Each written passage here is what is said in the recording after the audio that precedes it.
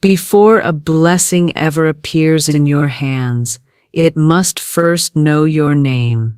In the spiritual realm, nothing wanders. Every good thing is assigned. But most people never receive their blessing because they never claim it in the only place it truly matters, the unseen.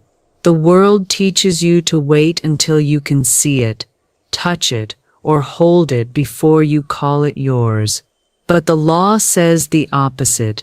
You must name it and claim it before it can find you. I will show you how to secure your blessing so fully in spirit that when it appears in the physical, it feels like nothing more than the delivery of what you already own. Miss this law, and your blessing will drift to another. Obey it, and you will live in a world where every good thing has your spiritual signature upon it. My dear one, do you know why so many prayers seem unanswered? It is not because God has withheld them, nor because the supply was absent. It is because the blessing was never given an identity in spirit. You must understand, in the unseen world, everything is already finished, already complete, already in perfect form. There is no one day in spirit.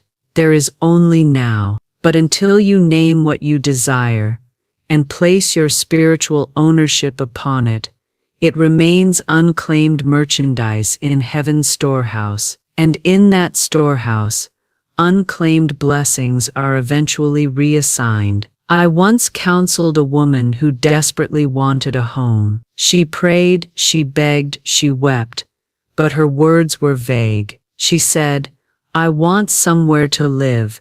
Any place will do." And Spirit took her at her word. She received a damp, dark basement apartment she could barely stand to live in. Why? Because she never named her blessing in the Spirit. I told her, "Be specific. See the home. Speak of it as yours." She began to describe it aloud.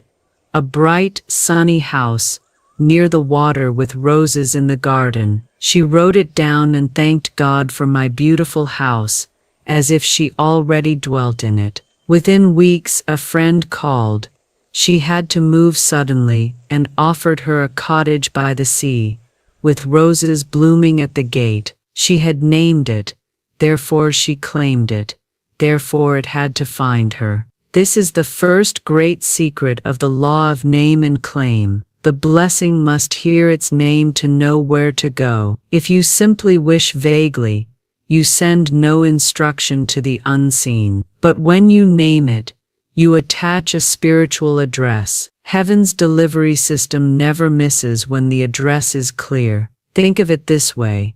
If you ordered a package online but gave no street name, no house number, no city, no postal code, how would it ever arrive? In the same way, many souls cry for prosperity, but never say what that prosperity looks like. Do you mean a lump sum, a steady income, debt cancellation, a specific amount? You must say it in spirit the way you would say it to a trusted messenger. I will tell you plainly, the moment you name your blessing, you give it a coat of arms in the unseen. It now carries your spiritual insignia, and the moment it is named, you have shifted it from the realm of anyone to the realm of yours. This is why you must be bold in naming your good. Meekness in the spirit does not mean timidity. It means humility before God, but courage before the unseen. Now hear me well.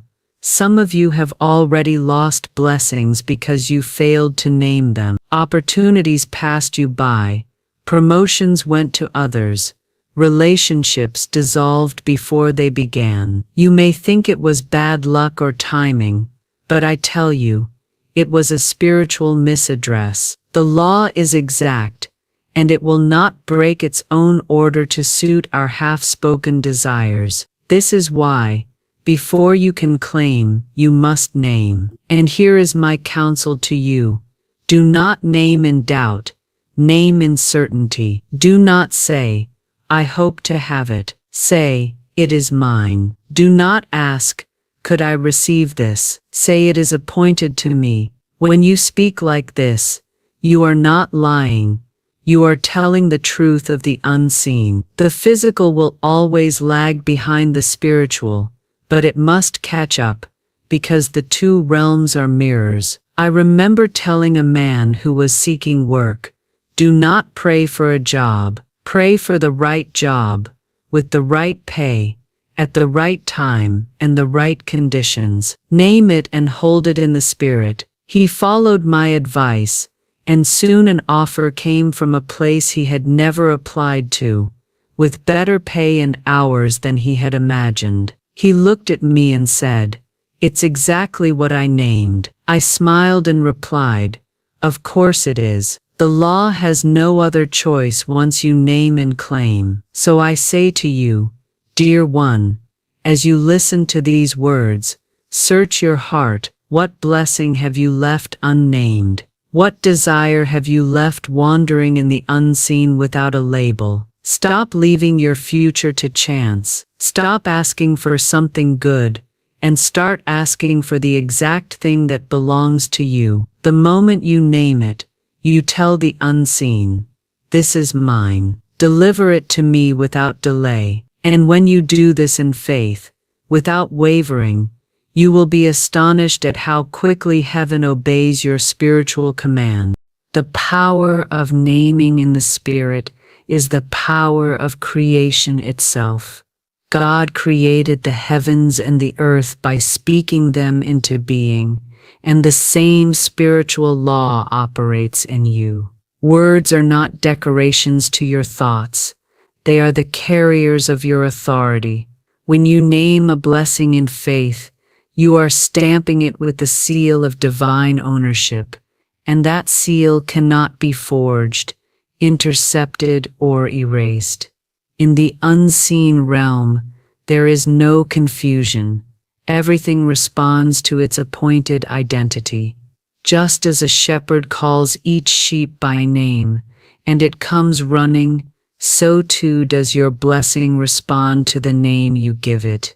But the tragedy I see daily is that people have surrendered the sacred act of naming to the forces of fear and chance. They say, I'll take whatever comes, and whatever comes is rarely what they desire. They open the gate to anyone's blessing, and then wonder why the one meant for them never arrives. I tell you plainly, you have the right, the divine privilege to call your blessing into form by naming it clearly and reverently. When you whisper its description in your quiet time, when you write it down in the secret place, when you thank God for it before a scrap of evidence appears, you are performing the holy act of spiritual naming. You are doing exactly what the Creator did at the dawn of time, speaking light into darkness. Let me give you this image. Imagine you are in a vast library filled with every book ever written and every book yet to be written. Somewhere in that library is the exact volume of your blessing. It contains every detail, the way it will look, feel, arrive, and fit perfectly into your life. But if you simply say, "Bring me a book," the librarian of the universe will bring you anything. A book of sorrow, a book of delay, a book of struggle. Only when you say, "Bring me the volume titled My Debt-Free Life with Overflowing Abundance printed in gold on the cover," will the librarian smile and know exactly where to go. This is why I warn you, careless naming is dangerous. To say "I am broke" is to name yourself into lack. To say "I never get a break" is to name yourself into continual frustration. You are not only naming your blessings, you are also naming your conditions, your seasons, your reality. The unseen does not judge whether your naming is wise or foolish. It simply obeys. This is the very reason I insist on speaking your good as already here. If you say, "One day I'll have a beautiful home," you push it into the future indefinitely.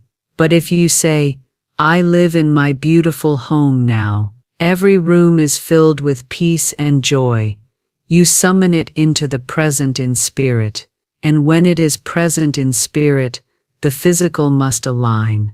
A woman once came to me saying she wanted a husband. I asked her, have you named him? She looked startled and said, well, no, I just want to be married. I explained, if you don't name his qualities, the law will send anyone to fill the role, and you may regret it. She went home and wrote a list: kind, generous, successful in his work, loving God with a sense of humor, fond of children. Within months she met a man who matched every word. He told her later, I felt like you were calling me before I even knew you. That is the power of naming in the spirit. Now I must give you a word of warning and encouragement in the same breath. Once you name your blessing, you must refuse to rename it in fear. Too many people start in faith and finish in doubt. They call it prosperity one day and impossible the next. This is like writing the correct address on a letter and then crossing it out every other day, replacing it with a different one. No wonder the delivery is delayed. The law is consistent, but it cannot deliver to a moving target. So I say to you, once you have named it, hold that name steady. Guard it as you would guard a child's life. Write it in your journal, speak it in your prayers, and keep it in the quiet chamber of your heart. When doubt knocks, do not open the door. When fear whispers, do not answer. Keep the name on your lips until the day the blessing walks into your life and says, here I am, you called me, and here is your refreshment for the soul. Remember this, you are not begging for your blessing, you are summoning what is already yours. You are not asking a stranger for a favor. You are instructing a trusted servant to bring you what has already been purchased on your behalf in the Spirit. This is not arrogance, it is alignment. This is not pride, it is the lawful claiming of your divine inheritance. When you walk in the power of naming in the Spirit, life becomes deliberate instead of accidental. You no longer wait for something good to happen. You name the good you desire and watch the law of God bring it to your door. And once you taste this power, you will never again live like a beggar in the house of abundance. To claim before evidence appears is to live by the highest spiritual law, the law of faith in action. It is the difference between the one who waits for the ship to dock before they unpack their joy, and the one who sets the table for the feast the moment they hear the horn in the distance. I tell you, the unseen realm delivers first class only to those who act as if the package has already been delivered. This is where so many falter. They name their blessing, but they do not truly claim it until they see a sign. And because they wait for a sign, they delay the sign. The law responds to certainty, not hesitation. The moment you claim it in the Spirit, the moment you walk in it with your words, actions, and inner posture, the invisible begins to weave the visible. Think of a gardener who has sown seeds. You would not find him out in the soil, every morning digging them up to check if they have sprouted. He waters them, tends the ground, and expects the green shoots to appear. That is claiming before evidence, a trust so steady that it needs no proof. I once told a woman who desired a better home, start living as if you are already there. She asked, but Florence, how can I, when I am surrounded by peeling paint and broken furniture? I answered, dress the home you have now with the spirit of the one you desire. Speak to it as though it were already transformed. She began polishing her old table as if it were a fine piece from a showroom. She placed flowers in a chipped vase and called it beautiful. Within months, an opportunity came to rent a house beyond her expectations, and she moved in without a cent of debt. Why? Because she claimed it before it appeared. But claiming is more than an action. It is an inner stance. It is the quiet refusal to be swayed by appearances. When others speak lack, you speak fullness. When the outer world says not yet, your inner world says it is done. This is why Jesus spoke of believing you have received before you see. It is not poetic. It is the precise instruction for operating divine law. And here is where the adversary of doubt tries to creep in. It will point to the empty hand and say, "You are lying," but faith is not a lie. It is alignment with the truth that exists before your eyes can see it. When you claim, you are not pretending. You are stepping into reality ahead of the crowd. Let me give you an image to hold. Imagine you have ordered a fine piece of furniture from the best craftsman in the land. You have paid in full. The craftsman tells you it will take 6 weeks to arrive. Do you spend those 6 weeks telling your friends, "I don't know if it will come. Maybe he forgot me. Maybe it was a mistake"? No. You prepare the place where it will stand. You tell guests, "In this corner will be my beautiful new cabinet." You dust the space. You keep it ready. This is claiming without evidence. In my own life, I have walked this path many times. When I was called to speak in halls where the seats had not yet been booked, I prepared my message as though the room were already full. And when the day came, the seats were filled to overflowing. The law does not fail the one who has already taken possession in spirit. But you must also understand this. To claim before evidence appears requires the discipline to hold your claims steady in the face of delay. Delay is not denial. It is preparation. If you abandon your claim because the outer world has not yet bowed to the inner, you forfeit the delivery. The package will arrive, but it will find the door shut and move on to another. So here is your soul's refreshment for this section. Treat your desire as a guest already on the way. Prepare for it. Make room for it. Speak of it as though it has already crossed the threshold. The way you prepare the space in your life tells the unseen whether you are serious about receiving. A room unprepared says, "I am not ready." But a space cleared, polished and expectant says, "I have been waiting for you." And know this, your claim is not a request. It is a declaration. It is your legal notice to the universe that the blessing is yours by divine right. You are not stealing. You are not grasping. You are not taking what belongs to another. You are aligning with what was already assigned to your name before the foundation of the world. When you begin to live in the light of this truth, you will find the line between the unseen and the seen growing thinner each day. What you claim in the morning will arrive by evening. What you set your faith upon in secret will appear in the open. The law is not slow. It is precise. It moves at the speed of your certainty. Once you have named your blessing and claimed it in the unseen, the next work is to guard it until delivery.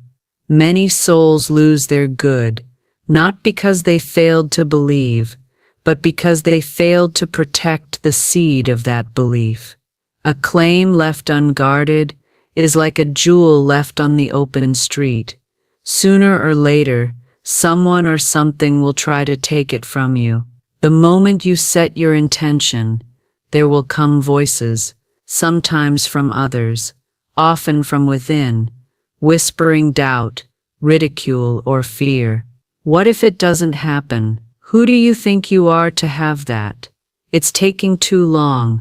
Maybe it wasn't meant for you, my dear one. These are thieves in the night. They cannot take the blessing itself, for that is secured in the Spirit, but they can rob you of your faith, and without faith, your delivery loses its address. I recall a young man who had named and claimed a position in a company far above his current station. He began to prepare for it, study for it, speak of it as though it were already his. Then one day, a friend scoffed, "You? They'll never give you that job." He laughed nervously and said, "Yes, you're probably right." Within a week, he received news that the position had been filled by another man less qualified, but more confident. The law had heard him revoke his claim. Guarding your claim means refusing to entertain any word, thought, or image that contradicts it. When such a thought appears, and it will, you must cast it down immediately and replace it with the truth of your divine right. This is why I tell my students, never discuss your desires with anyone who will speak against them. The walls of your mind are not to be decorated with the graffiti of other people's disbelief. There is a discipline to guarding the claim. It means you speak of your blessing only in the affirmative, only in the present, and only to those who will agree with you in faith. If you cannot find such a person, then agree with God alone. Your agreement with the divine is enough to bring the delivery to pass. Let me give you an image. A pregnant woman does not allow just anyone to speak over her unborn child. She protects the life within her. She eats for it, rests for it, prays for it. She does not open the door to fear or gossip. She guards it until the appointed time, when it comes forth in perfect form. Your blessing is no different. It is conceived in spirit the moment you name and claim it, and it must be carried in faith until it is born into the visible. Guarding also means watching over your own tongue. The most dangerous enemy to your claim is not always outside you. It is often your own speech. You may pray in the morning, "My wealth flows to me freely," and then say in the afternoon, "I can't afford that." Such contradictions are like cutting the string of a kite and wondering why it fell. Once you have named and claimed, every word thereafter must be in harmony with that claim. And here is your refresher for this truth. The tongue can either secure the delivery or cancel the order. Speak as though the blessing were already in your hand. Do not explain delays. Do not excuse appearances. Do not justify lack. Simply hold your claim steady with words that match the reality you have chosen in spirit. There will be moments when the weight tests you. The temptation will come to loosen your grip, to settle for less, to say, "Maybe this smaller thing is what God meant for me." But I tell you, if you named it in faith, do not trade it for a substitute. The counterfeit always appears before the real, hoping you will take the bait. This is the last trial before manifestation. Hold out. I have seen students who waited years for a specific blessing, only to have it arrive exactly as they named it, in perfect condition, because they refused to water down their vision. The law honors the one who guards their claim as sacred, so keep the blessing safe in your spirit. When others ask how it's going, say, "It is unfolding perfectly." When your mind whispers worry, say, "This is already mine." When appearances say otherwise, say, "I do not walk by sight, but by divine order." This is how you guard your claim until the delivery knocks at your door, and it will knock, for the law never forgets an address written in faith. The final movement in the law of name and claim is not merely to receive, but to receive without resistance. Many souls fail at this last, simplest step because they do not understand that reception is not passive. It is a full, open-handed agreement with the divine's timing and delivery.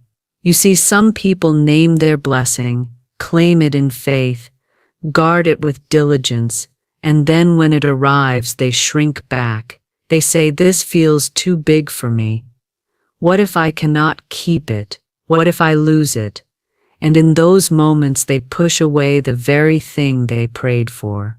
The law does not force blessings upon a closed door. Your reception must be as active as your claiming.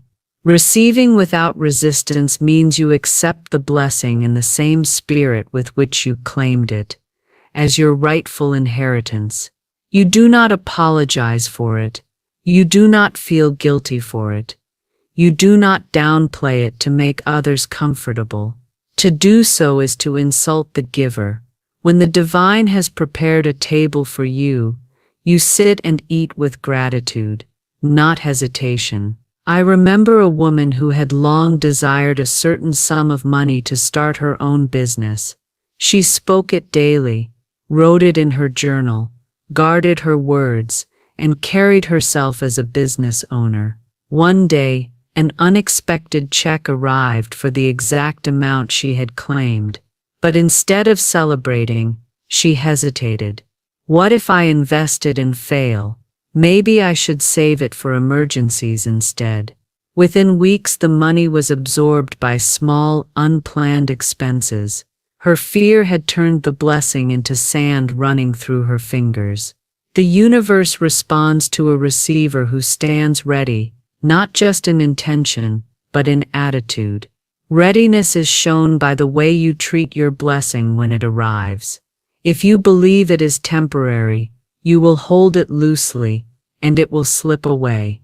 If you believe it is permanent, you will integrate it fully into your life. Some of you are naming and claiming, but your subconscious is rehearsing the loss of the very thing you desire. That rehearsal is resistance.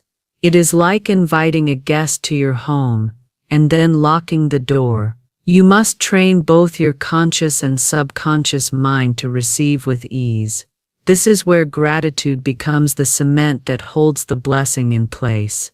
Gratitude before you see it draws it in. Gratitude when it arrives anchors it. Florence would tell her students to bless the blessing, to speak well over it, to declare that it is good, right, and lasting. She knew that what you bless increases, and what you fear dissolves. Another subtle form of resistance is self-disqualification. The thought that I do not deserve this. Let me tell you, no one receives by deserving. We receive by aligning. The blessings of life are not wages for labor, but gifts for belief. When you start to measure your worthiness by your past mistakes or present imperfections, you put yourself outside the flow of grace. Your role is not to be perfect, but to be in agreement with the law. And here is your soul's refresher for this moment. You cannot both hold the blessing and hold the fear of losing it. One must go.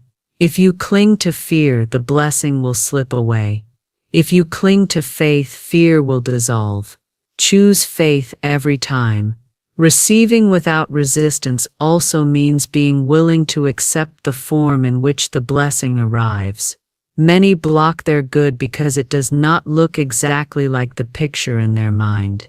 You may name and claim a sum of money, and it arrives as a new client, an opportunity, or a gift instead of a check.